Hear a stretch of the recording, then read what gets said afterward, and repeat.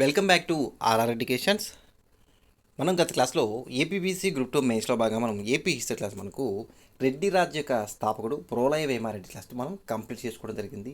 ఈ క్లాస్లో రెడ్డి రాజ్య యొక్క రెండవ పరిపాలకుడికి అనవోతారెడ్డి క్లాస్ మనం కంప్లీట్గా నేర్చుకోవడం జరుగుతుంది. ఈయన ప్రోలయ వేమారెడ్డి యొక్క పెద్ద కుమారుడు ఈ అనవోతారెడ్డి. ఈయన పరిపాలన కాలం క్రీస్తు శకం 1353 నుండి క్రీస్తు శకం 1364 మధ్యన పరిపాలన నిర్వహించడం జరిగింది. మనం చెప్తున్నాం చూడండి, మన ఆర్ఆర్ఎడ్డికి ఛానల్ నుంచి అందించే పీడిఎఫ్స్ మీకు కావాలి అంటే కనుక 6300498822లో కాంటాక్ట్ అవ్వచ్చు. నేను పదే పదే చెప్తున్నాను, సార్ మీ ఆర్ఆర్ఎడ్డికి ప్రొవైడ్ చేసే పీడిఎఫ్సే చదవాలా అంటున్నారు.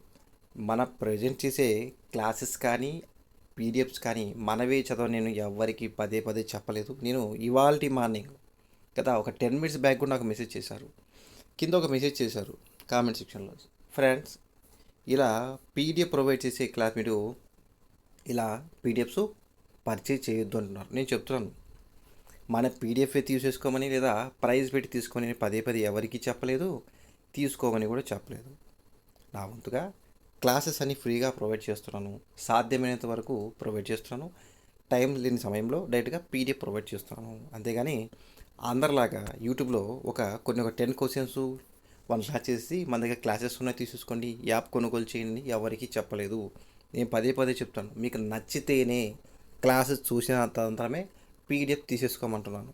అంతేగాని ఉచితంగా నేను ఎవరిని మోసం చేయలేదు, మన ఎవరిని కూడా నేను బ్లైమ్ చేయట్లేదు.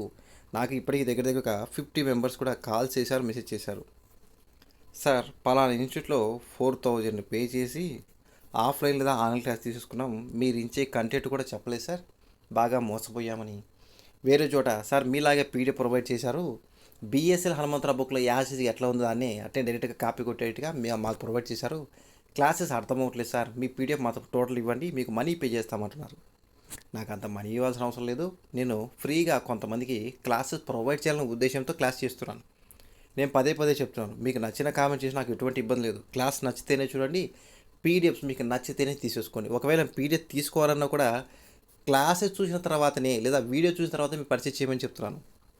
అంతేకాని ఏదో ఒక యూట్యూబ్లో ఫోటో పెట్టేసి మీరు తీసేసుకొని చెప్పి ఎప్పుడూ చెప్పలేదు, ఎన్నడూ కూడా బ్లేమ్ చేయలేదు. కావాలంటే మీకు నచ్చిన చోట నేను పదే పదే చెప్తాను. మీకు అందరికీ తెలిసిన బుక్ నిపుణ పబ్లికేషన్స్ వారి జోగినాడ్ సార్ బుక్ మీకు నచ్చి తీసేసుకోండి.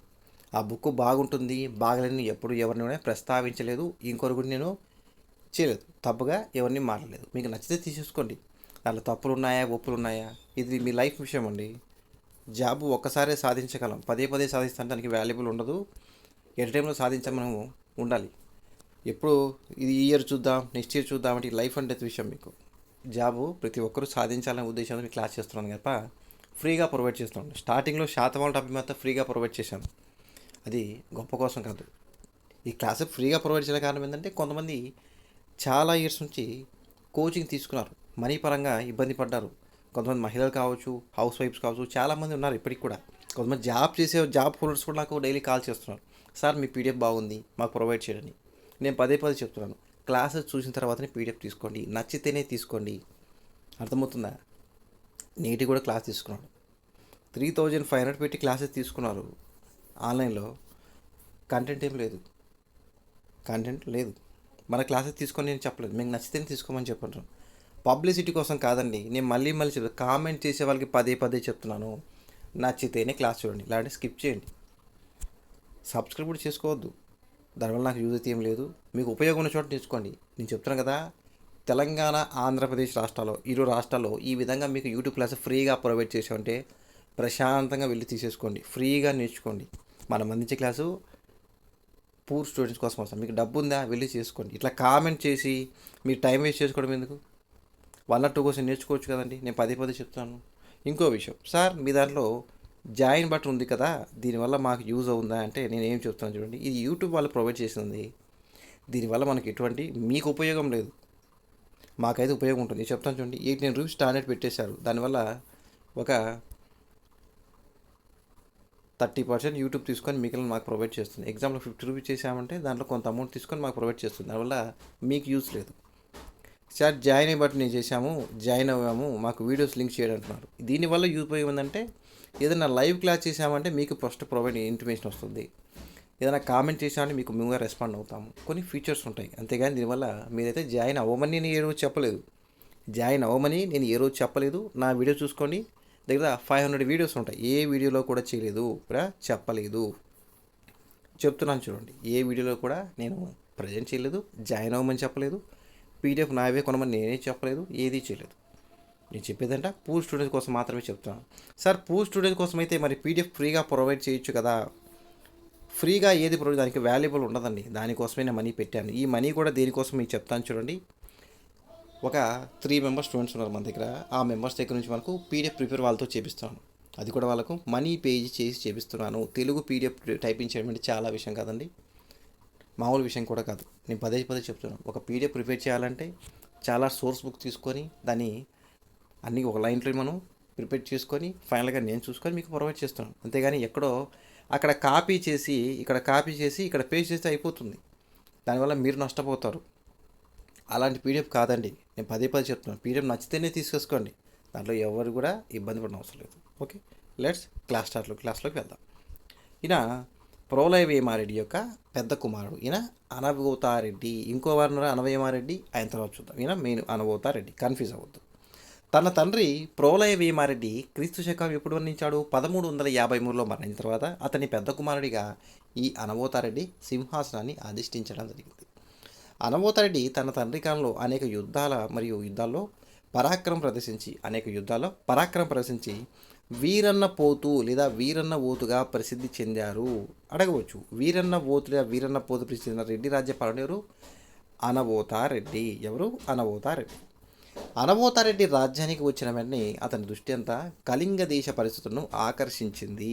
ఓకే, అనవోతారెడ్డి యొక్క మొదటి దండయాత్ర ఎప్పుడు జరిపాడు? కళింగపై జరిపడం జరిగింది. ఇది వెరీ ఇంపార్టెంట్. ఓకే, ఈ కాలనాటి బిరుదులు మాత్రం చూసుకోండి. బిరుదులు కూడా చాలా ఇంపార్టెంట్. ప్రీవియస్గా వారి యొక్క బిరుదుల గురించి, వాళ్ళ గురించి తటాకాల గురించి, ఓకే, వారి యొక్క పరిపాలన విధంగా మనం చాలా కూడా అడగడం జరిగింది.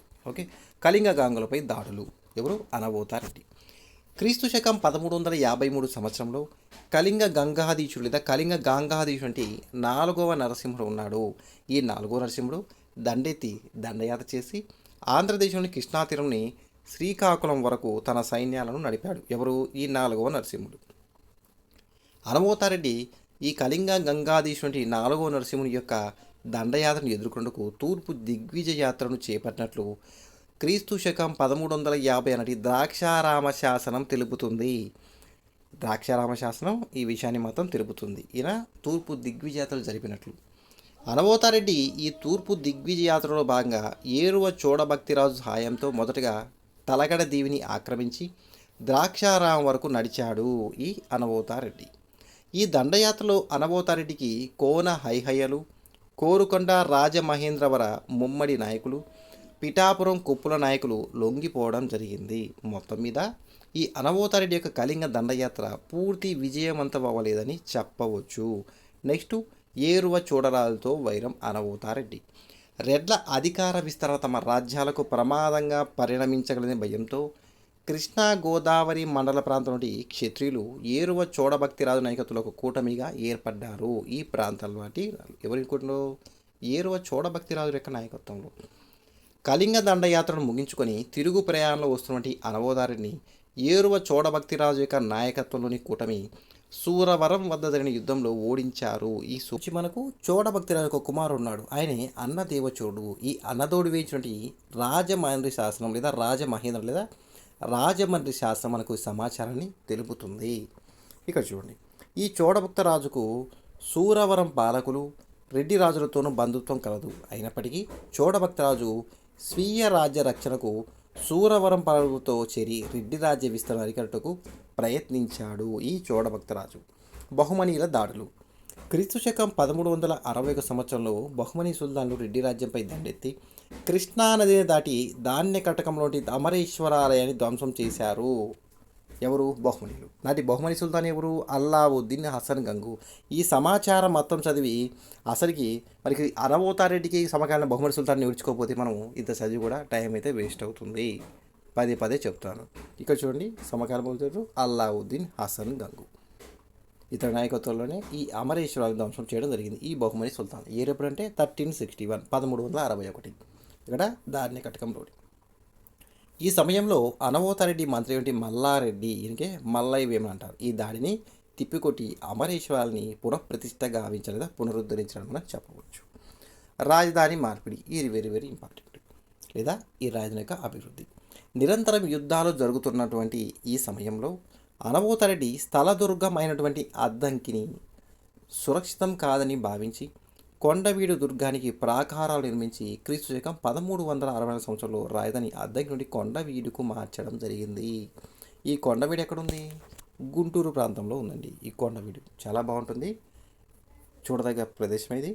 దాని యొక్క రహదారి కూడా ఈ షేప్లో మనకు సింధు నాగరికతలో మనకు లిపి ఉంటుంది కదా, మనకు లెఫ్ట్ నుంచి రైట్ రాస్తాం. ఇప్పుడేంటి మనకు రైట్ టు లెఫ్ట్ లాగా ఇట్లా బోస్టోపర్ లిపి అంటాం కదా, ఇట్లా సర్పలేఖనం అని చెప్తాం, సర్పలేఖనం అంటాం కదా, ఇలా ఉంటుంది. దాని యొక్క రహదారి ఈ విధంగా నిర్మించారు. కొండవీడు ఫోర్ట్, కొండవీడు కోట అంటాం కదా, బాగుంటుంది. కొండవీడు దుర్గానికి ప్రాకారం నిర్మించి ఎప్పుడు మార్చడవచ్చు? ఎప్పుడు 1364లో. మార్చిన వారు ఎవరు, లేదా ఎవరిగా ఉండే? అనవోతారెడ్డి. వెరీ వెరీ ఇంపార్టెంట్, గుర్తుపెట్టుకోవాలి. ఓకే, ఎవరు మార్చారు ఇవి? 1364లో కొండవీడు నుంచి మార్చడం జరిగింది, అద్దంకి నుంచి కొండవీడు. మొదటి రాజధాని అంటే అద్దంకి, రెండవది కొండవీడు. ఇంకోటి ఉంటుంది రాజమహేంద్రవరం, అది అక్కడ ఆ టాపిక్ వచ్చినప్పుడు రాజమహేంద్ర రెడ్డి రాజులు ఉంటారు, ఆ టాపిక్ మీకు క్లారిటీగా చెప్తారు. ఇక్కడ అద్దంకి చెప్పి కొండవీడు చెప్పి రాజమహేంద్రరావు చేతి మీకు కన్ఫ్యూజ్ అవుతారు, కాబట్టి అద్దంకి ఫస్ట్ రాజని చెప్పుకోండి. నెక్స్ట్ కొండవీడు ఎక్కడ, ఎవరు దాన్ని మార్పిడి చేశారు, దాన్ని మనం అభివృద్ధి చేసామని క్లారిటీ నేర్చుకుంటే సరిపోతుంది. అయితే ఈ నూతన రాజధాని నిర్మాణము, ఈ రాజధాని మార్పిడి గురించి ప్రస్తావన మాన్యమాపుర శాసనం నందు కలదు, లేదా మాన్యమాపుర శాసనాన్ని ప్రస్తావించింది, గుర్తుపెట్టుకోవాలి. రెడ్డి రాజుల యొక్క రాజధాని నేటి ప్రకాశం జిల్లాలో నటి అద్దంకి నుండి గుంటూరు జిల్లాని కొండవీడికి మార్చిన రెడ్డి రాజు ఎవరు? అనవోతారెడ్డి. ప్రీవియస్ ఎగ్జామ్లో కూడా అడగడం జరిగింది. రెడ్డి రాజుల యొక్క మొదటి రాజధాని అద్దంకి, ప్రకాశం అంటే అద్దంకి. రెండవ రాజధాని కొండవీడు. అనవోతారెడ్డి మహావీరుడే, కానీ ఇతని కాలంలో రెడ్డి రాజ్యం యొక్క అపార నష్టానికి గురై ప్రతిష్టతను కోల్పోయింది. అడగవచ్చు, ఏ రెడ్డి రాజు యొక్క పరిపాలన కాలంలో రెడ్డి రాజ్యం అపారి నష్టానికి గురై ప్రతిష్టతను కోల్పోయిందంటే ఎవరిని చెప్పవచ్చు? అనవోతారెడ్డి యొక్క కాలంలో. వెలమలతో యుద్ధం ఈ రెడ్డి రాజులు. కళింగ దండయాత్ర యొక్క అనంతరం అనతి కాలంకే అనవోతారెడ్డికి వెలమలతో యుద్ధం అనేది సంభవించింది. అనవోతారెడ్డి జల్లిపల్లి పాలకులైనటువంటి సోమవంశి క్షత్రులతో చేరి రేచెల్ల సింగమనాయాన్ని ఓడించి వధించాడు. వాస్తవానికి ఈ రెడ్డి రాజులు మరి వెలమలతో విపరీతమైన వైరం ఉండేది. ఇక్కడ నోట్ చూడండి, రాజ్య విస్తరణ సందర్భంగా రేచెల్ల సింగమనాయుడు మరియు సోమవంశి వ్యక్తుల మధ్య యుద్ధం సంభవించింది. ఈ యుద్ధంలో మనకు అనవోతారెడ్డి ఎవరికి సపోర్ట్ చేశాడు? జల్లిపల్లి పాడి సోమవంశి క్షత్రియులతో, సింపుల్గా క్షత్రియులతో అని అవసరం అవుతుంది. ఎవరితో? క్షత్రియులతో రెడ్డి రాజు అంటే అనవోతారెడ్డి చేరి వెలమను మనకు ఆపోజిట్లో పార్టిసిపేట్ చేయడం జరిగింది. అయితే పద్మనాయకులకు బద్ద విరోధులైనటువంటి రెడ్డి రాజులు ఈ యుద్ధంలో జల్లిపల్లి వారికి సహాయంగా నిలిచారు. ఇందాక చెప్పాను కదా అలా. తన తండ్రి సింగమనాయుడు మరణించడంతో అనవోతానాయుడు, అంటే ఈ సింగమనాయుడు కుమారుడు అనవోతానాయుడు, సింగమనాయుడు సోదరుడి మాదానాయుడు ఇరువురు కలిసి రెడ్డి రాజ్యంపై దండెత్తడం జరిగింది.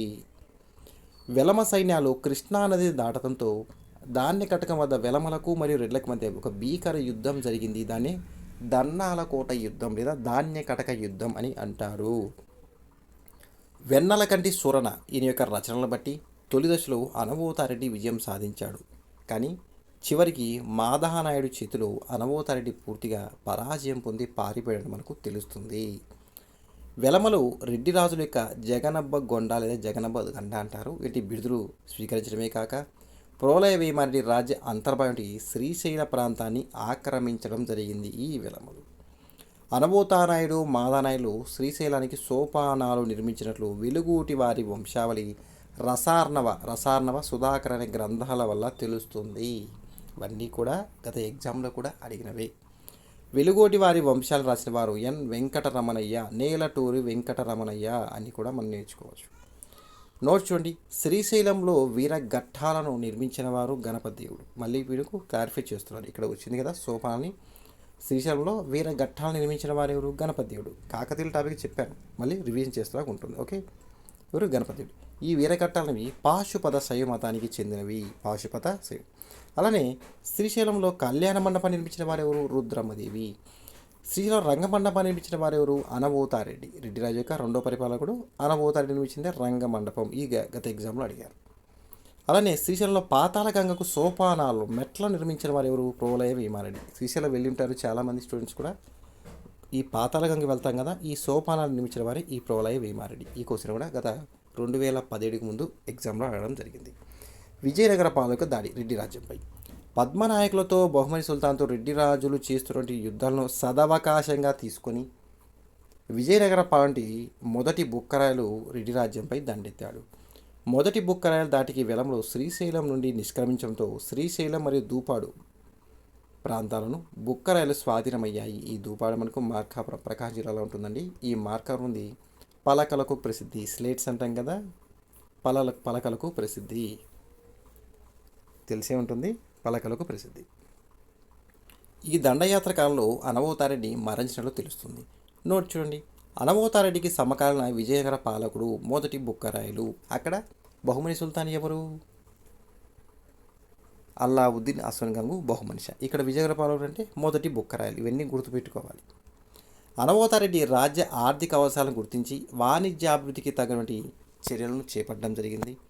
అనబోతారెడ్డి యొక్క మంత్రి సోమయ్య ఈ మోటుపల్లి రేవులో అభయ శాసనం వేయించాడు. అదేంటి?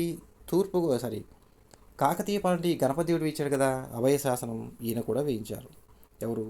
అనబోతారెడ్డి యొక్క మంత్రి సోమయ్య మోటుపల్లిలో అభయ శాసనం వేయించి ఎగుమతులు దిగుమతుల విషయంలో వర్తకులకు ప్రోత్సాహకరమైన మర్యాదలు చేపట్టారు.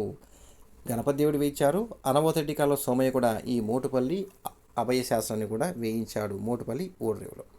అనబోతారెడ్డి తన తండ్రి వలె వైదిక ధర్మాన్ని పాటించిన శైవ భక్తి తత్పరుడు లేదా శివభక్తి తత్పరుడు. అనబోతారెడ్డి హేమాద్రి రచించిన గ్రంథం వ్రతఖండంలో పేర్కొన్న దాన వ్రతాలన్నిటినీ పాటించినట్లు మనకు వ్రతఖండం ద్వారా మనకు గ్రంథం తెలుస్తుంది. సూరన రచన ప్రకారం వెన్నెల కంటి వంశీయులైనటువంటి కవులను అనబోతారెడ్డి ఆదరించినట్లు తెలుస్తుంది. ఇది కూడా మనం గుర్తుపెట్టుకోవాలి, స్టార్ మార్క్ క్వశ్చన్గా చెప్పవచ్చు. ఏ వంశుని? వెన్నెల కంటి వంశును ఆదరించాడు. అనబోతారెడ్డి యొక్క శాసనాలన్నిటినీ రచించిన కవి పండితుడు ఎవరు? బాల సరస్వతి. ఎవరు? బాల సరస్వతి. ఓకే, బాల సరస్వతి తనను గురించి అనపోత నరేంద్రశ విద్వాన్ బాల సరస్వతి. ఎవరు? బాల సరస్వతి తన గురించి అనపోత నరేంద్రశ విద్వాన్ బాల సరస్వతి మాత్రమే చెప్పుకున్నాడు. అనబోతారెడ్డి యొక్క బిరుదు జగదబ్బ గొండ లేదా ద్వీప విజేత. ఈ బిరుదుని మనకు అనబోతారెడ్డి అనబోతారెడ్డి యొక్క కుమారుడు కుమారగిరిరెడ్డి. కుమారగిరిరెడ్డి అనబోతారెడ్డి యొక్క కుమారుడు. ఈయన చిన్నపిల్లవాడితో అతని తమ్ముడు ఏంటి అనవేమారెడ్డి రాజ్యానికి వచ్చాడు. నెక్స్ట్ క్లాస్లో చూద్దాం. ఓకే, మరి అనబోతారెడ్డి యొక్క కుమార్తె దొడ్డహంబిక. ఈయన అల్లుడు కాటయ్య వేమారెడ్డి. కుమారుడు కుమారగిరిరెడ్డి, కుమార్తె దొడ్డాంబిక, అల్లుడు కాటయ్య వేమారెడ్డి.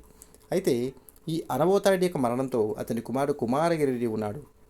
ఈయన చిన్నపిల్లవాడు బావుడైన అనబోతారెడ్డి తమటి అనవేమారెడ్డి సింహాసనాన్ని అధిష్ఠించాడు. ఈ అనవేమారెడ్డి గురించి మనం నెక్స్ట్ క్లాస్లో కంప్లీట్గా నేర్చుకోవడం జరుగుతుంది. ఓకే, పదే చెప్తాను మీకు. ఎక్కడ ఏపీ హిస్టరీ సంబంధించి 75 మార్క్స్ ఉంటుంది, విత్ నెగిటివ్ మార్క్స్ ఉంది. గ్రూప్ 2 మెయిన్ మీకు ఏ బుక్ ఏ పుస్తకం అలవాటున్నా బాగా నచ్చింది చెప్పినా ఆ పుస్తకం మాత్రమే చదవండి. మన పీడిఎఫ్ చదవాలని ఎప్పుడూ చెప్పలేదు. మీరు అట్లా ఉద్దేశంతో ఉండదు. మీకు ఎక్కడ కంటెంట్ బాగుంటుంది, మనం ఇచ్చే కంటెంట్ మళ్ళీ పదే చెప్తాం. మీకు నచ్చిన ఇన్స్టిట్యూట్లో చూసుకోండి, ఎక్కడ కంటెంట్ బాగుంటే అక్కడే తీసుకోండి. ఒకవేళ మీకు పీడిఎఫ్ కావాలంటే కనుక ఈ నెంబర్లో కాంటాక్ట్ అవ్వండి, 6300498822.